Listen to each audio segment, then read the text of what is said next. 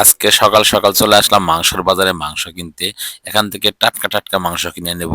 আর মাংসটা কিসের জন্য নেব অবশ্যই সম্পূর্ণ ব্লগে দেখতে পাবেন। হ্যালো এভরিওয়ান, আসসালামু আলাইকুম। কেমন আছেন সবাই? আমরা সমাজের সবাই মিলে করতে যাচ্ছি মহরম। মাংস নিয়ে শেষ করে চলে যাইতেছি আমরা খড়ির দোকানে। অবশ্যই খড়ি লাগবে, খড়ি ছাড়া মাংস সিদ্ধ করা যাবে না। আর গুটি গুটি সারাদিন যাবৎ বৃষ্টি হইতেছে। জানি না অনুষ্ঠানটা সুন্দরভাবে পার করে দিতে পারবো কিনা। খড়ির দাম শুনে যেন মাথার উপর আকাশ ভেঙে পড়লো। কয় 400 টাকা মন খড়ি, এটা কিভাবে সম্ভব? আমরা জানি 2 থেকে 250 টাকা মন খড়ি।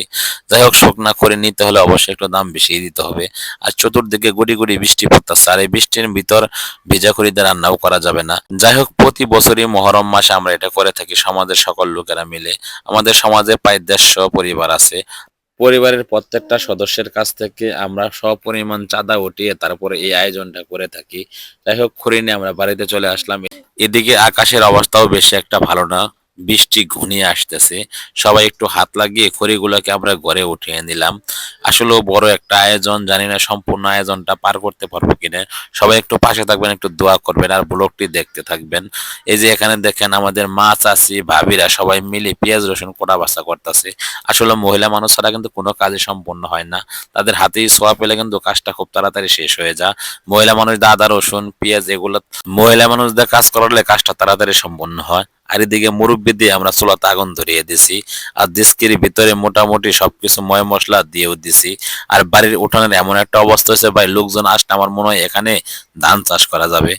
পেঁয়াজ রসুন আদাটা আমরা ঢেঁকি দিয়ে থেতো করে নিতেছি। আপনারা জানেন ঢেঁকির থেতো জিনিসগুলা কিন্তু খেতে অনেক সুস্বাদু হয়। জিরা ধনিয়া সাদা গোটা কালা গোটা এগুলা পাটার সাথে পিষে নিতেছি। আর পাটা পিষানোর জিনিসগুলো কিন্তু অনেক সুস্বাদু হয়। একদিকে ভরপুর রান্না চলতেছে, অন্যদিকে গুটি গুটি কিন্তু বৃষ্টি আইতেছে। শুধু আল্লাহর কাছে একটু করে দোয়া করতেছে, আল্লাহ বৃষ্টিটা একটু থামাই দাও, যাতে আমাদের রান্নাটা একটু তাড়াতাড়ি শেষ হয়ে যায়। আর রান্নাটা গরম হওয়ার পর কিন্তু আমরা এর ভিতরে চাউলের গুঁড়া দিয়ে দেবো। আর আপনারা জানেন যে চাউলের গুঁড়া দিয়ে কিন্তু এই মিল্লিটা তৈরি করা হয়। আর আমাদের জামালপুরের ঐতিহ্যবাহী কিন্তু এই মিল্লি বা পিঠালি নামে পরিচিত। এই খাবারটাকে কিন্তু অনেকে হালিম নামে চেনেন, বিশেষ করে শহরের মানুষ। সব জেলাতে এই খাবারটা তৈরি করা হয় না, শুধু আমাদের জামালপুর, টাঙ্গাইল এবং সিরাজগঞ্জের কিছু এলাকাতে এই খাবারটা করানো হয়। আমরা সমাজের লোকেরা মিলে এটা প্রতি বছরই করে থাকি। এই কারণেই এই খাবারটা খেতে অনেক বেশি সুস্বাদু, বিশেষ করে সাদা ভাতের সাথে। অলরেডি বাবুর্চি দিয়ে আমরা এই মিল্লি গুলো পাতলের ভিতরে উঠাইতেছি। আরেক রুমের ভিতরে মুন্সি মাওলানা এবং গরিব অসহায় লোকদেরকে খানা খাওয়ানো হইতাছে।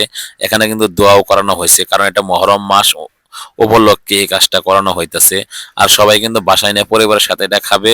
আর এখানে কিন্তু আমরা ফকির মিসকিন খাওয়াই দিছি। আর অনুষ্ঠানটা কেমন হলো, কেমন দেখলেন অবশ্যই জানাবেন। আমরা কিন্তু এই মিল্লি ভাতটা অনেক বেশি পছন্দ করি, তাই আপনাদেরকে ভিডিওর মাধ্যমে শেয়ার করলাম। অবশ্যই ভিডিওটা শেয়ার করে দেবেন, আর কেমন হলো অবশ্যই আপনারা জানাবেন।